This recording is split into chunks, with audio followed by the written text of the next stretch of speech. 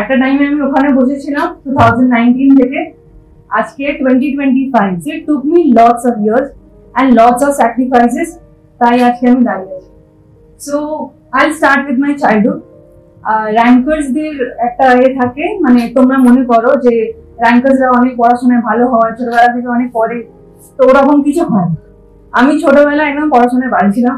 I was a back bencher, পেছনে লাস্টে বসে গল্প করতাম, টিচাররা পড়াতো স্কুলে। সো আমার স্কুলে পড়াশোনা অত ভালো ছিল না, বাট ক্লাস 11-এ আই রিমেম্বার আমার মা একদিন বলে যে না, এবার পড়তে হবে, ক্যারিয়ারের কথা ভাবতে হবে। সো আই থিঙ্ক ক্লাস 11-এর পর থেকে আই টুক ইট সিনসিয়ারলি।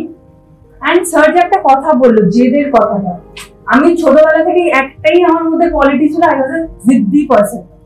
মানে আমার মা আমাকে ছোটবেলা থেকে বলতো যে এত জেদ, সব জিনিসে জেদ।